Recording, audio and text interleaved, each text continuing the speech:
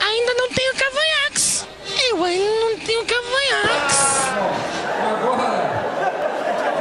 Agora é um momento que a gente nem sempre tem nas aberturas de comédia em pé, mas hoje vai ter, que a gente gosta muito, que é um momento que a gente chama de mico aberto, open mic, microfone aberto, que é a oportunidade que a gente abre o microfone para jovens comediantes que estão iniciando na carreira do stand-up para fazer uma participação mais curta, uma participação mais relâmpago. E é um comediante que é da área. Ele é morador aqui da região e pediu para fazer esse open mic aqui, esse mico aberto. Então eu quero que vocês tenham uma ele está fazendo sua estreia mundial aqui na lona. Com vocês, Thiago Mansur.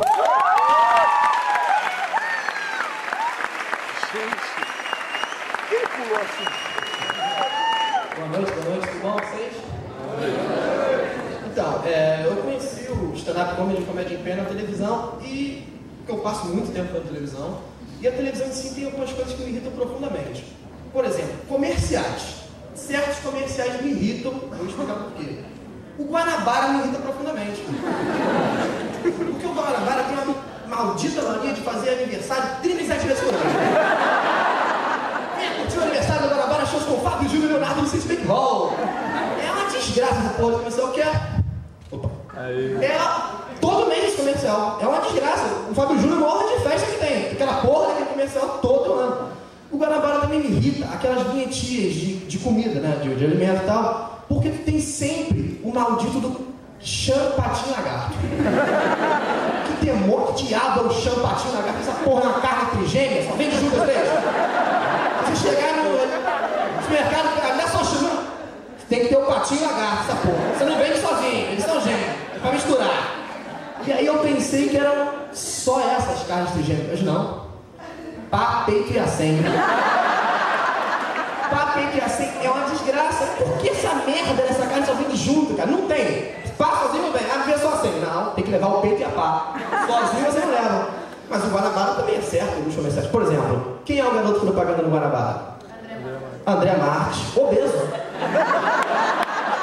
Guanabara vende alimentos que nada mais sensato. Estranho seria se fosse a Lindsay Lohan fazendo a propaganda do Guanabara.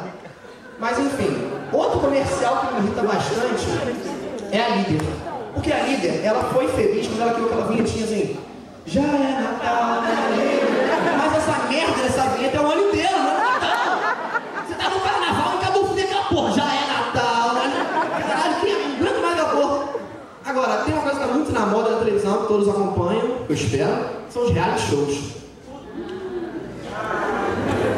Você vê que eu sei. E reality show, não podemos falar do Big Brother. Big Brother, vocês todos sabem, o grande irmão. Mas eu não entendo essa porra desse nome. O que é de irmandade naquele programa? É um tentando foder o outro. Não tem amizade, não tem irmandade, não tem nada. Eu acho que o nome do Big Brother devia ser Amigo ao Caralho. Fuck my friends, em inglês. Porque não tem amizade, não tem companhia. É 1 milhão, amigo. Big Brother é o caralho. Agora tem um novo, não sei se vocês sabem. É o Jogo Duro, com o Paulo Vilhena. Esse programa, eu também não entendo porque chama Jogo Duro. Vou explicar como é o programa. Um monte de duro entra no programa, se humilha, cara. Você entra na lama, mete a mão em homem, mete a mão em sapo, cobra e aranha. O que tem de duro nesse programa, cara? Eu acho que devia se chamar Se Fudendo pra Ganhar Dinheiro.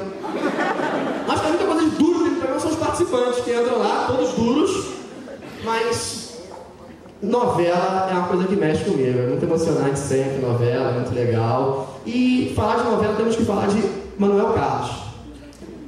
O melhor noveleiro de todos, sempre com a associação dele e tal. Mas o Manuel Carlos tem algumas manias dele, alguns clichês dele que me irritam. Por exemplo, eu não aturo mais a Helena.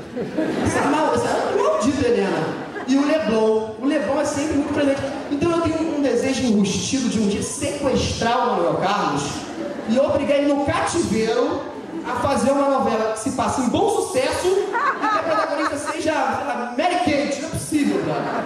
Não aguenta mais a Helena. E novela sempre tem muitos clichês. Um outro clichê que, esse sim dá certo, é o Marcos Pasquim na novela das 7.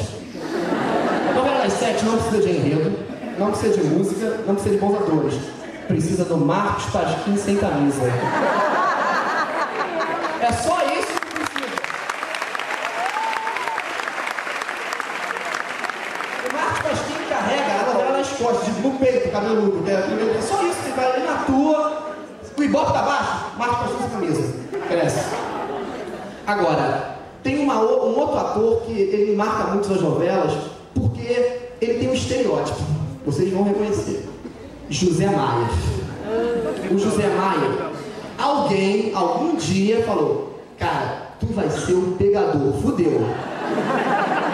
Ele acreditou nessa porra, é um inferno, cara. Toda novela o José Maia pega todo mundo, brother. Na última novela, Crime da Fora, botaram ele fudido, maluco, no meio do mato, ele meteu cabeludo. Ele teve contato com 3 mulheres a novela inteira. Júlia Guem, Cláudia Raia e Juliana Paz, pegou todas. Normal. Eu acho que ele ganha, não é por episódio, é pela quantidade de mulher que ele pega. Porque não é possível, cara. Quando tu casa, brother, não é até que a morte te separe, até que José Maia te separe. Porque tu vai pegar essa mulher, você mole.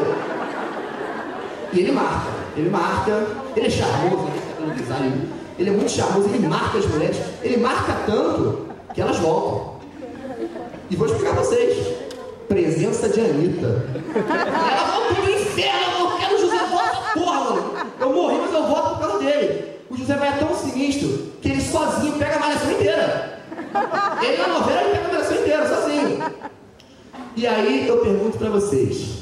Imagina o José Maia na micareta.